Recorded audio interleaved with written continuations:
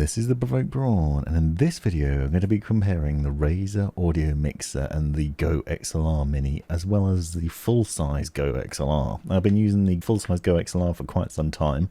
I started out with the GoXLR Mini, and now I've been testing out the Razer Audio Mixer. And the Razer Audio Mixer is very comparable with the GoXLR Mini, with some software level things that make it interesting, and perhaps a bit more comparable with the full-size GoXLR. So if you're considering a broadcast XLR interface that gives you the potential to pull in multiple audio channels into one source that you can then output to a stream on Twitch or on YouTube, then these devices are all very interesting. As you'll see from these comparison shots, the GoXLR Mini and Razer Audio Mixer are very comparable in size, shape and overall setup. They have a very similar sort of logic to them. They both have 4 adjustable sliders, 4 different channels in each of them: mic, chat, game audio, system audio, things like that. You can customize what's on each of these sliders as well. You can mute each one individually. You can adjust the audio levels for it. You also have a push to mute microphone button, a push to beep, so beep out any swear words, for example, from your chat there. They also both are powered by USB connection on your PC, and they have an XLR interface, and as well as multiple other input options. You can also pull in multiple things, and you can tweak sound settings in the software. Stick with me, I'm going to show you that software level customization a bit later on, but I've also done a review, an in-depth setup video on the Razer Audio Mixer, which goes into a lot of depth on what you can do with it, and I think it's worth watching, because both these boxes have a lot more appeal to them once you dive into the software. From the setup, you'll see that both of them have line in and line out connections, optical connections, and 3.5mm as well XLR connections. This essentially means that you can pull in audio from multiple sources, so you could get a games console connected up to it, for example. You can plug in a streaming PC, you can connect up obviously an XLR microphone and more, and then customize all the audio sources that way. The Razer Audio Mixer also has a little bit of extra included in the box that includes these 2 little black boxes which help with electrostatic hum. So if you have any sort of audio hum from your 3.5mm connection on there, this eliminates that. And that's actually quite a welcome thing, because it is something I've experienced with it. You can get ferrite cores that you can purchase separately that you can attach to these sorts of cables, which does help with that problem. But this sort of ground loop issue can be an issue with hum on your microphone setup, so it's worth having. One complaint I'll have about all these devices is there's quite a sheen to where the sliders are. Very shiny top surface on both the Audio Mixer and on the GoXLR, and which means there's a lot of dust on them, and that frustrates me. And it happens with all these devices. Another thing that's interesting, and I'm going to go in a bit more depth in this in a minute, is that you can not only use an XLR microphone with these small devices, but you can also plug in a 3.5mm headset, both the mic and headset options. And you can use just the headset microphone and customize that within the software.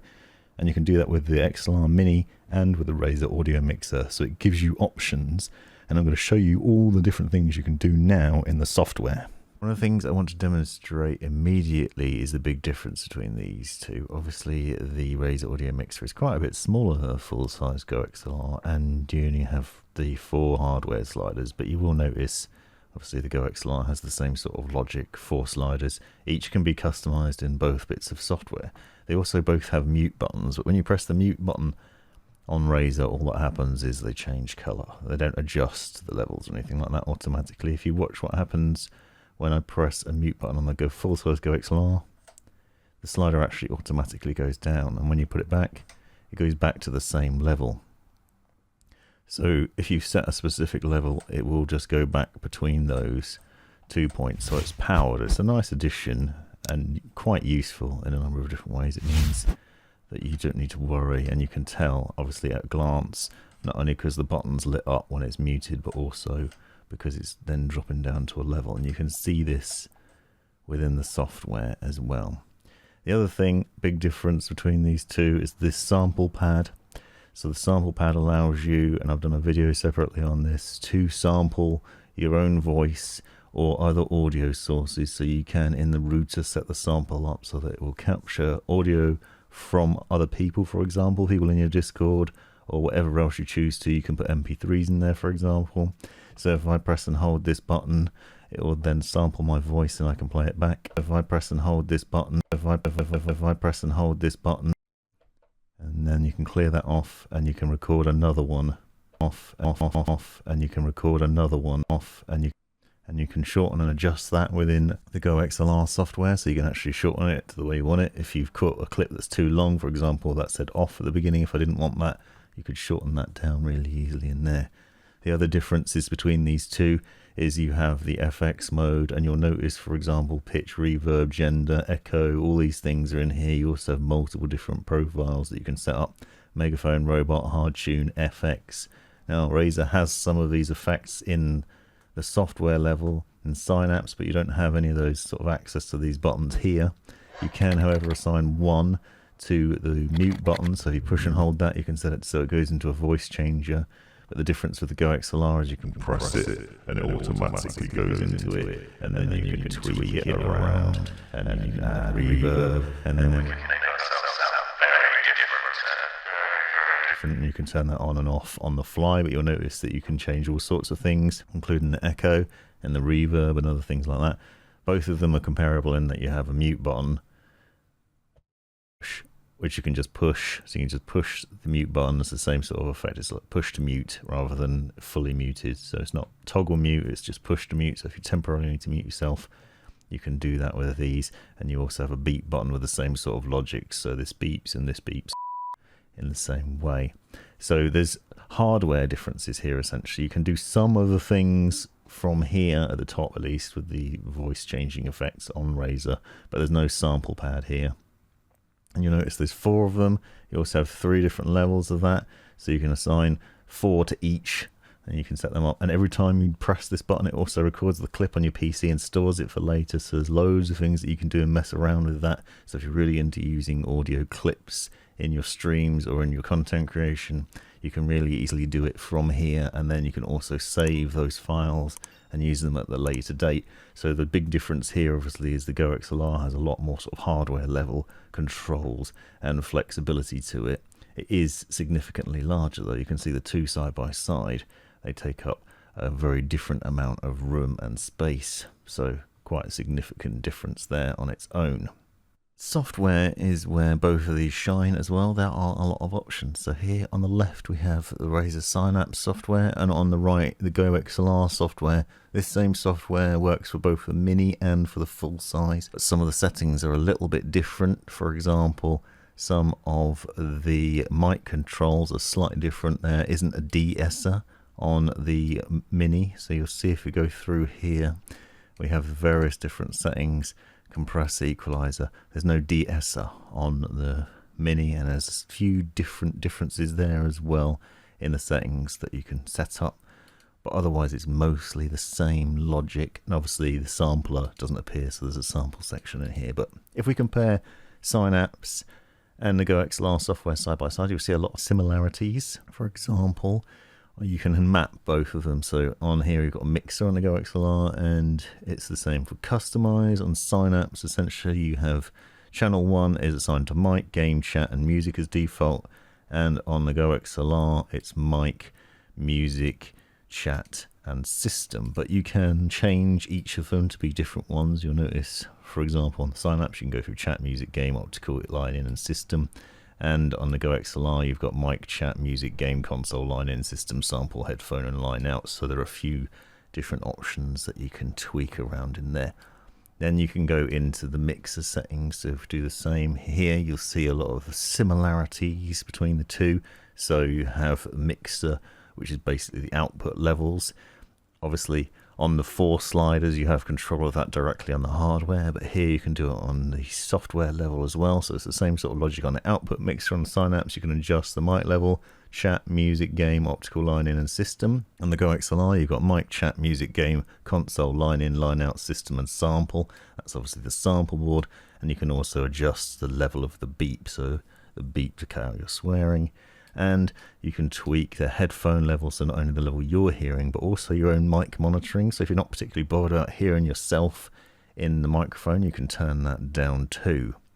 When it comes to the next bit, which is essentially routing, you can choose what goes through to the stream mix or the broadcast mix on a GoXLR. So in this case, you can select what sort of channels you want. So let's say we don't want music to go out to the stream mix. You can simply untick it. That's different from muting it, because that means that the music source will not be going through at all. On the GoXLR, that is under routing, and you can see essentially you have your output. So output is broadcast stream mix, and you can tick or untick whatever you want to go into that. So you can set, for example, your mic, obviously you want to go in there, Discord chat, you want to go in there, music you do, game you do, console you do.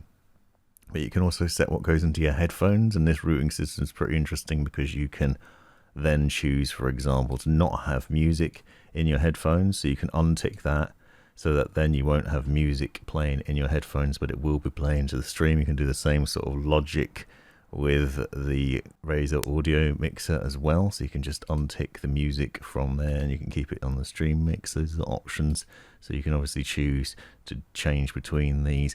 And obviously you also have the sampler here as well, so you can see that this is the sample button. So at the moment the sampler is only sampling my microphone and my chat, so whatever's coming through Discord. But you can also set it to sample system sounds, so that you could then play audio in Windows, for example, and then press and hold your button and sample that, and you can choose what to do there. And also on the broadcast stream mix, you can see you've got the sampler, and that essentially means that when I press the button, that gets played back to the audience. You can also do some other clever stuff with the routing in here, and I've done a video separately on this. The sampler on the GoXLR is here, and this is where you can get all the buttons set up, so you can essentially see what you've got recorded on each of them. And you'll see a wave form here on the right. So when you press and hold the button, it automatically records it. You've got a clip there, and then you've got the waveform, and you can adjust it so you can shorten or lengthen a clip down depending on what you want to do with it. So we can easily tweak what's on there. You can also find files and drag and drop them in, so you can see a lot of different files here from over time that I've collected, quite a lot of different ones from just pressing and holding the button, and you can just drag those in, so you can actually drag it in, put another one in there. Now I've got 2 clips on that button, and you can set it up to randomly play between them or to play them in order, and so you have a different setup for whatever you want in there. It's pretty interesting and obviously a unique feature of the two. When it comes to mic settings, the settings here are quite a bit different, I feel like, on the GoXLR, especially the full size one. And you'll see that you have 3.5mm mic in on here, and you also have it on the GoXLR as well, so you can actually set it up for both of those. But as standard, obviously, if you use an XLR, that's the main goal here, and you can set the levels within it. So on the Razer Audio Mixer, you have noise gate settings that you can adjust here, and compressor settings, and then obviously your mic equalizer. On the GoXLR, you have the same sort of logic. So here we can see we've got gate, which is noise gate. You can set an amount, or you can open it up, and it's the same sort of thing. You can set an amount on the audio mixer, or you can show more and you can dive into the settings a bit more. Setup is ever so slightly different. You'll see, for example, we've got threshold and reduction, and then attack time, release time. Here on the GoXLR, we've got threshold and attenuation, attack time and release time. So it's slightly different setup. We also have the equalizer, bass, middle and treble. Same sort of setup, same logic there. And then we have the compressor, and the compressor, you see again slightly different here. We've got threshold, ratio, attack, release and makeup gain, and then you've got threshold, soft knee width, ratio, gain, attack and release time. And you basically have to just play around these settings until you're happy with the audio on them as well. You have some software level effects. So this is what I was talking about before. You have software level effects in the Razer Audio Mixer, so you can turn those on. I've shown some of those in the previous videos that you can do. So you can turn on the voice changer, and we can now have a cartoon voice. And then obviously there's a bit of a monster, and then there's a low pitch, which is kind of a monster as well, which I don't really understand what the difference is there, because they sound the same to me. Monster. Hello, this is the provoked prawn, and I'm a bit of a monster. And then we have a really high, well, it says it's high pitched, but it doesn't sound high pitched from my voice. Or maybe it does. Anyway, you can see. So those are kind of gimmicky, but they're there as an option. And then if you want to change the sounds, you can also be in a library, or you can be in a chapel, or you can be in an arena, or you can be in a marble room, or in a small concert hall, or you can set it as custom and have a very, very, very tiny room that sounds good. And there are various things about these, obviously. They're a bit silly. Those are silly additions, but it's nice to have some things that you can tweak. Now, these are line-in effects, and you can click on these. So this is if you're running something into the audio mixers from the 3.5mm connection. You could run a 3.5mm connection into here. Then you'll see that you can adjust the pitch and tempo of any audio input of the line-in by adjusting that. And you can do some fading, so there's some fading with any voice that's detected coming in through the line-in port. So I suppose this will work if you've got a streaming PC set up or something along those lines, or console, like I said. And you can basically click to turn those on easily. In the GoXLR, you also have a lot of customization in terms of it, because you not only have the hardware buttons, but you also have these profiles, so you can see that you have different profiles. So you can click on those, you can actually change and set up a lot more. So if you're really into your audio effects and you want to change things a lot, you can tweak these, change what's on those buttons, and then adjust the sound. So there's a lot more flexibility and customization in what you can do there. You can also adjust what the beep button does, the swear button, so you can change that quite easily too. And both of them have lighting effects. You'll see that you can adjust the lighting here. The same sort of logic applies to both. Basically, you've got fader, lighting, and the colors. So in the GoXLR, you can go through and you can set colors for each of the individual channels. You can set icons on the top display, so you'll have seen that there's a top display on there that shows what it is. You can change the icon for that, you can change the color of it, you can change what it is, and you can set various different colors. You also have various different profiles on the GoXLR, so you can set up profiles in here, and then you can tweak those and you can actually switch between them. But you'll see that you can edit each of the individual channels, and we can set various different colors and effects on here. You can also have gradient style colors, so it will be like one color at the top, or you can set it so it's a meter, so it reacts to what you're saying. And you can do the same sort of logic with the Razer. So you see you have an input meter, and you can basically set that so that also reacts. Again, I've shown some of this RGB lighting in previous videos, and it's a small part of it, but you'll see there's a lot of different settings differences between the two.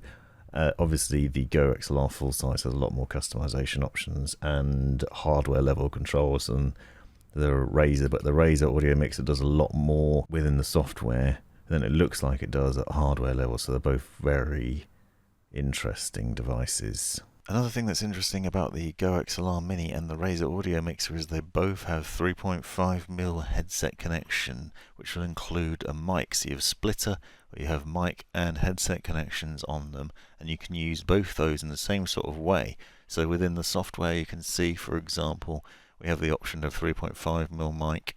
I've shown this in the Razer video already, and you can do the same with the GoXLR Mini, which I'm using at the moment. So if you go into the mic setup settings,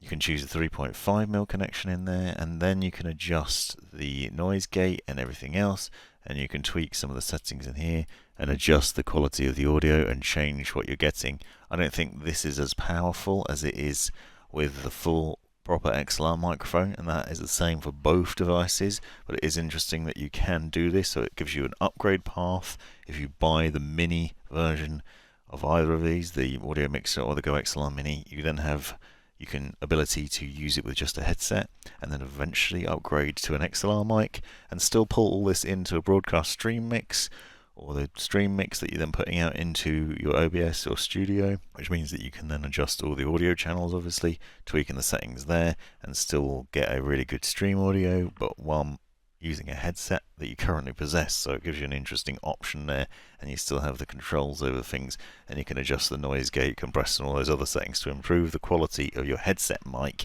through this. So both of these tools are really powerful in that way. So what you've seen now then is that the Razer Audio Mixer is interesting because it has a number of things buried in its software that the GoXLR Mini doesn't. For example, the ability to have voice changes and settings like that. You don't get those on those. You need the full-size GoXLR for that. However, you don't also have the sample pad, and perhaps it's not as flexible and interesting as the full-size GoXLR, which in my world is personally preferable. You also have the controls directly on the full-size GoXLR for the voice changer and other reverb settings and such like that. So being a little bit more expensive than the Razer Audio Mixer is probably the most appealing and my personal choice. Hopefully you found this video useful. Let me know in the comments if you've got any questions. Also check out the description for more information, specs and things like that. Thanks for watching. This has been The Provoked Prawn. Hope you found this video useful, interesting, hilarious, or otherwise. Take a look at these other videos that I think you might find interesting as well. And have a look at the description for links and other information you might find useful. Click that join button to see the benefits of being a member of my YouTube channel. And most importantly, have a great life.